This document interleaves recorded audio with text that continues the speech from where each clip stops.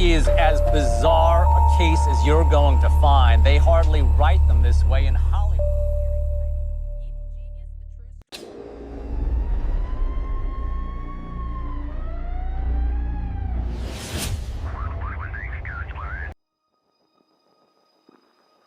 Everything happened that day. On the afternoon of August 28, 2003, things seemed calm at first. The PNC Bank in Erie County, Pennsylvania, was actually quiet, but then a 46-year-old pizza delivery man named Brian Wells entered. He took his place in line and began waiting casually with the rifle that looked like a cane in his hand.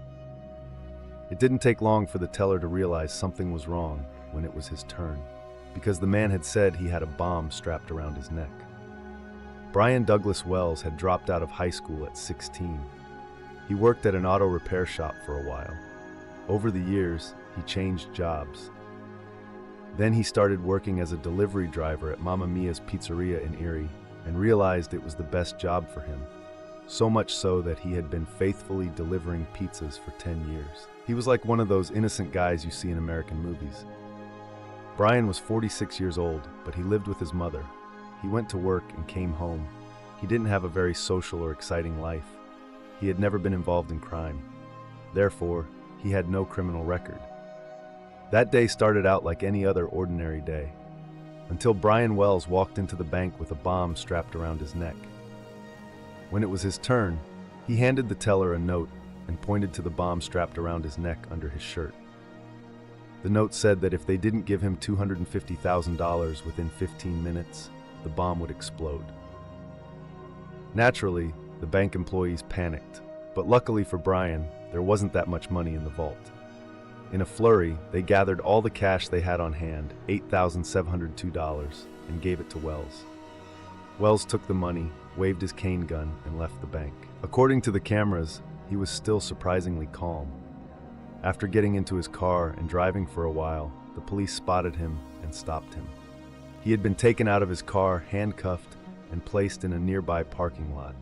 Everything was being recorded moment by moment, and fortunately, a device around his neck, likely a bomb, had been noticed and neutralized. Naturally, the police were hesitant to approach Wells because they didn't know how dangerous this bomb device was. A security perimeter had been set up around him. Brian was panicking. "Please get this off me," he shouted. "3 black guys forced me into this." He said time was running out, referring to the ticking sounds of the bomb. He claimed that several people had taken him hostage during a pizza delivery, strapped a bomb to his neck, and threatened to kill him if he didn't rob the bank. Time was running out, and he was still trying to explain himself. However, before the police could fully understand what was happening, the nerve-wracking ticking from the device around Brian's neck had stopped. It was a real bomb around his neck, and it had indeed exploded, just as he had said. Marjorie Deal Armstrong was known in her youth as an extremely intelligent and talented person. She was top of her class in high school. She had demonstrated talent in music and had completed a master's degree at several universities. However, from her 20s onwards, her mental health began to deteriorate rapidly. Diagnosed with bipolar disorder, Marjorie Deal struggled with compulsive behaviors and gradually became manipulative and prone to violence, and none of the men who entered her life had a happy ending. Her first husband died in a car accident. That was probably the most natural death. But before her husband was buried, Marjorie went to the autopsy center and requested a piece of his shin bone, thinking that technology might advance in the future and they might produce clones. Her second husband drowned in the early 80s. According to the story, he fell while fishing in the river and died. Of course, the matter was closed at the time, but in later years, the FBI would add this death to its list of suspicious cases. Shooting and killing a male friend in 1984 was her first serious offense. By serious, I mean the first one that was public knowledge. There were quite a few confessions. However, in court, she managed to get acquitted by claiming she killed the man who had been abusing her for years in self-defense. You'll hear about the fate of her next 2 boyfriends shortly. And yes, we're still on the story of the pizza place with the bomb. Kenneth Barnes was known to everyone in the area. He had worked as a TV repairman for a while. Then, realizing he loved money, He turned to illegal activities and got involved in drug dealing. He was a man who had become friends with Marjorie through their shared hobby of fishing. So, as you can see, Kenneth was someone who was struggling financially and prone to crime. When it came to money, he didn't even recognize his own father. When these two names, Marjorie and Kenneth, came together, the idea of how to make quick money kept spinning in their heads, and a light bulb went off. Marjorie's father was a very wealthy man. However, he was a generous, even somewhat wasteful type, and his father's angelic-like kindness didn't sit well with him at all. When she heard that her father had recently gifted a car to his neighbor and donated $100,000 to the church, her nerves were completely shot. Most people don't see the death of an 80-year-old man as being very far off, but Marjorie wanted to clarify this uncertain period. So the idea that came to her mind was to somehow have her father killed and take his inheritance. As luck would have it, the person who could sell himself for the money needed to do this was right under her nose. Kenneth had said he could do it, but he was demanding an unrealistic sum of $250,000, and he wanted all the money up front before doing the job. So Marjorie had to find the money somewhere to get this done, and the method she would use to find that money was not exactly bankable, but she needed support. Bill Rothstein, or Rothstein, was a smart, intellectual man who was not ill-regarded in his circle, who did no harm to anyone but did not seem to fit in either. He was the man in the neighborhood who could do anything. He had even taught workshop classes in high schools and was perhaps Marjorie's only lover, who would die a natural death. Their relationship had ended years ago, but their connection remained. He was also ready to be Marjorie's right-hand man for the robbery. When this trio came together, a chaotic team emerged. They had begun to devise their plans, including the old but highly intelligent devilish madman. It was time for Erie to commit a crime. On that day, at 1:30 p.m. on August 28th, an order came in via a payphone to Mamma Mia's Pizzeria. When the customer gave an unclear address, the shop owner, who knew the area better, handed the phone to our Brian. The caller wanted 2 pizzas and gave the delivery address as a place just outside Erie at 8631 Peach City. This was the address of a TV transmission tower at the end of a dirt road on the outskirts of town. The delivery location was quite striking. It was in the middle of nowhere and, coincidentally, next door to Bill Rothstein's house. When Brian loaded the pizzas into his car and drove to this isolated tower area, he had no idea that the nightmare of his life awaited him. He was arrested, a bomb was placed around his neck, and he was sent with papers and a cane gun. According to FBI records, Marjorie, Kenneth, Rothstein, and Rothstein's roommate Floyd Stockton were there, where Brian delivered the order. Floyd was someone who had been convicted of sexual assault in the past and had been ostracized from society. He was not one of the planners of the incident, but rather an executor. He had taken on the task of attaching the bomb to Brian in the tower, and had participated in the physical aspect of the matter. The bomb mechanism was a complex, handmade device that locked onto Brian's neck like a giant shackle. This mechanism, shaped like a 3-piece metal neck ring, locked onto the neck with 4 lock holes at the front and contained 2 pipe-type homemade bombs and 2 kitchen timers in a box-like compartment at the bottom. The device was full of traps and deceptive elements added to distract the frog from the bomb or to confuse the trail. It contained useless but distracting parts such as disconnected cables, an imitation cell phone, and warning stickers. In short, the bomb was designed both as a complex killing device and as a puzzle to keep the police busy. Moreover, it wasn't just the bomb that was complex. The team had given Brian strict instructions and a stack of papers. They instructed him that if he were caught, he should tell the police or journalists that he had been forcibly taken hostage by 3 black men and was acting on their orders. This lie was a racist deception invented to divert attention away from themselves. As I mentioned, he was also given a series of notes, several pages long, containing lengthy and detailed instructions.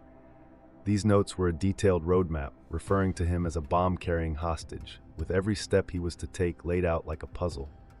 These 9 pages of orders instructed Brian not only to rob the bank, but also to go to specific locations after the robbery and collect specific keys at specific times in order to defuse the bomb. Each task was designed to delay the bomb's detonation time a little longer and ultimately enable him to obtain the key that would disable the bomb. The letter stated that Brian's men would be under surveillance. To emphasize the seriousness, it even included a chilling note in capital letters. Act immediately. Stop thinking or you will die. In fact, as sharp as the instructions appeared, they were a deception from start to finish. When the police later tried to follow this route and these tasks, they would discover that it was absolutely impossible to complete all the tasks within the given time. So no matter what Brian did, that bomb could not be deactivated in time. The plan was truly the product of a diabolical mind. With a bomb around his neck, a rifle in his hand, and the conspirators' strict orders in his mind, Brian left the tower around 2:20 p.m. and headed to the bank. At around 2:30 p.m., when he entered the bank, he appeared quite calm to those around him. When he was given just over $8,000 instead of $250,000, Brian accepted the amount and left. I guess he didn't realize the stress of the situation. As he walked away from the bank, one of the stunned people inside called 911 at 2:38 p.m. This alerted the police. Of course, at this point, he was busy carrying out the first task in the instructions he had been given. That is, he had gone to get the key needed to delay the bomb's detonation time in the impossible puzzle game written for him. 15 minutes later, he seemed to have completed the first stage. But as he moved on to the second task, police teams would spot him outside next to his car, handcuff him, and try to figure out what was going on. But you know the story. 45 minutes after arriving at the bank, as he sat on the ground trying to explain himself to the police for about half an hour, the bomb exploded. In the blink of an eye, the violent blast tore a huge hole in Brian's chest, killing him in seconds. Immediately after the explosion, security forces would set about collecting the remaining parts of the device and evidence. However, the metal ring of the bomb had not been completely destroyed by the explosion and remained locked around the man's neck. And they would be forced to use a very disgusting and equally unpleasant method to remove that ring. The evil team's evil plan had failed. Their pawns were dead. Security forces, meanwhile, set out to solve one of the strangest and most bizarre crimes in history. In the days following the incident, while the media and the public were stunned by this apparent robbery attempt, the investigation team worked quietly behind closed doors. There were no clues about the evil team. The only person who could possibly be the culprit was the courier, and it was unclear whether he was the perpetrator or the victim. The FBI had thoroughly investigated Brian's family and relationships, but had received statements from everyone saying that such a man could not be the culprit. The investigation was at a complete dead end when unexpectedly they received a critical tip less than 3 weeks after the incident. On September 20th, 2003, Erie police received a strange phone call from a man named Bill Rothstein. Rothstein told the police officer, "There's a dead man in my garage freezer." The incident did not appear to be related to a bomb robbery. Why would it be? And when the teams went to the reported location, they indeed found what had been described in the freezer. The person in the freezer was a man named James Roden, and his body had been stored in the deep freezer after he was killed. The frozen body would be the key to solving the whole case, so to speak. James Roden. He was Marjorie's last boyfriend. They had been living together for about 10 years, from the 1990s until 2003. However, some time ago, Marjorie was killed with a 12-gauge shotgun, earning him the right to enter the harem she had created in hell. After the man found in the freezer at her home, Rothstein was taken into custody by the police and said he was tormented by his conscience and now wanted to confess the truth. According to him, his ex-girlfriend Marjorie had called him a while ago and asked for his help in disposing of the body, saying she had killed Roden. She said she had shot and killed Roden following an argument over money. Furthermore, when the woman shot the man, Rothstein had even cleaned up the blood in the house for $2,000. He then disposed of the woman's gun and brought Roden to his own home, placing him in the freezer in the garage. Now, he was telling everything in a remorseful state. The next day, September 21st, 2003, Marjorie was arrested for this incident. The police suddenly found themselves dealing with a murder case that seemed unrelated to the Brian Wells case. Although they did not know it at the time, this case would lead to a long confession process. Although Marjorie initially denied the charges of murdering Roden, faced with the evidence, she changed her strategy a year and a half later in early 2005 and had her lawyer say that she was mentally unstable but admitted her guilt.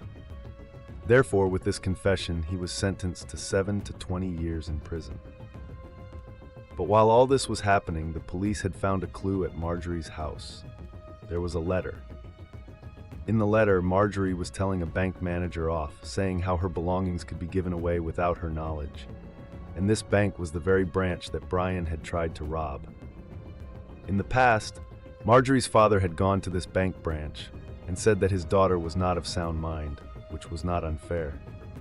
He had taken the items from her private safe without Marjorie's knowledge. Consequently, Marjorie was very angry with both her father and that bank branch, and this letter, in which she cursed and swore, brought her a little closer to the bomb courier incident. A few weeks after Marjorie's arrest, detectives took her in for special questioning to ask if she had any connection to the incident. According to her statements, the woman was incredibly intelligent. During the interrogation, when detectives asked about the situation, she said something like, "I may know something about the bomb robbery, but I'm not happy in this prison. If you take me somewhere else, we can talk." After the interviews, the transfer had been completed and had begun to partially unravel. You know the truth, but according to his statement, the person who did it was Bill Rothstein. Because Marjorie had confessed to the frozen man in the garage, she knew him very well. She even added that she had given him the kitchen timer needed for the bomb timer, but she didn't know why she had given it to him. But this was the breaking point. This was the first confession. It was now clear evidence that Marjorie and Rothstein were the main players in the bomb robbery. However, what followed was a process of constant interrogation, hours of conversation, attempts at manipulation, and everyone's persistent denial of the incident. I'll summarize those parts for you. Here we go. This diabolical team would slowly start to betray each other throughout the process. Rothstein was the first to light the fuse. After he revealed the situation in his garage, everyone started to betray each other, and Kenneth, seeing that they had been arrested, stepped in. During police questioning, Kenneth said that these two were the main players in the robbery. Marjorie hired Kenneth to kill her father. Kenneth demanded $250,000, and to get the hitman's money, that is, Kenneth's money, Marjorie planned a bank robbery. She shot her boyfriend, who was in the freezer, because she feared he might confess to being involved in the crime. During all these sales, another character emerged, Jessica Hoopsick. This woman's name was found in Brian's phone book during a search of his house after the bomb exploded. Jessica was an escort, and Brian would call her for sex whenever he felt like it. While our main crew was planning the robbery, they realized they needed a pawn. Jessica was also a drug addict, and one day when she couldn't find drugs, she reached out to Kenneth, the neighborhood dealer and our team's hitman, to buy some. However, Kenneth had a better offer for her. Kenneth told Jessica to find a mildly cowardly, naive fool among the men she went to who could be easily manipulated. "We have work to do," he said. "You get the picture." Jessica also thought of our lead courier, Brian. He was in his 40s, somewhat antisocial, a failure in life, a coward, really. He would do whatever he was told. And so thanks to the escort, Brian joined the team. Yes, he joined the team and Jessica got her free drugs. The role of Brian, the courier who joined the team, was clear. According to the plan, a fake bomb-like device would be placed around his neck. He would go to the bank, carry out the robbery, and claim that 3 black men had done it to him. In return, he would probably get some money. His motivation is not fully known. However, what Brian didn't know was that the bomb placed around his neck would be real, and that the team wanted to get rid of him after getting the money. So Marjorie made the plan after weeks of preparation. Kenneth found the pawn. Rothstein prepared the bomb and the cane gun. The only motivation for these lunatics was money. Then, on August 28th, while Brian was at work, the phone rang, and he supposedly delivered the order to the radio tower. So he knew what was going on. He knew he was going to a robbery. He thought he was just a pawn, that the thing around his neck was fake, and that he would easily get out of it. But when he went to the tower that day and tried to remove the bomb, realizing it was real and would explode, he also realized there was no turning back. The bomb was forcibly placed around his neck, papers were thrust into his hands, and he was sent to the bank. This was the background, the true face, the essence of this story. After a multi-pronged investigation lasting about 4 years, an indictment was finally issued. At this stage, Rothstein was officially guilty in the Brian investigation. However, before these charges could be brought, he died of cancer on July 30th, 2004. On September 3rd, 2008, he had confessed to the crime while acting as a hitman and received a 45-year sentence. However, in exchange for confessing part of the backstory I told you, his sentence was reduced by half to 22.5 years. In 2011, 7 years after the incident, the crime of Marjorie, the main protagonist of the incident, and already in prison for shooting her husband, was revealed. In addition to the sentence she received for shooting her husband in the freezer, she received 3 separate life sentences for the bank bombing incident. She would now definitely remain in prison. Both Marjorie and Kenneth would die in prison. One died of cancer in 2017, and the hitman died in 2019 for unknown reasons. Rothstein's roommate, who had placed the bomb around the man's neck, had also become a witness in exchange for testifying about Marjorie and had avoided punishment. However, he died in a traffic accident in 2022. In short, Brian Wells' role in this major crime plan was one of the most debated issues throughout the trial and afterwards. In the early stages of the investigation, Brian was perceived by the public as an innocent victim. Just like you thought, he was an unfortunate hostage with a bomb strapped to his neck. However, when the FBI and prosecutors' findings suggested that he was at least partially involved in the plan, minds were confused. Although his family still denied that he was a criminal, Brian was part of the plan. He had consented to participate in the robbery. However, at the last moment, he was confronted with a real bomb and found himself in a situation where he was forced to become a hostage. But I don't think that would have changed anything. Although perhaps the real culprit was the prostitute who involved him in the plan for free drugs, he was somehow involved.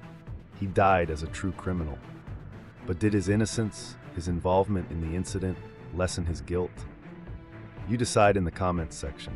Was he a real criminal or just an unqualified fool? That's all from me this week. I hope you enjoyed the video. Be good in the next video.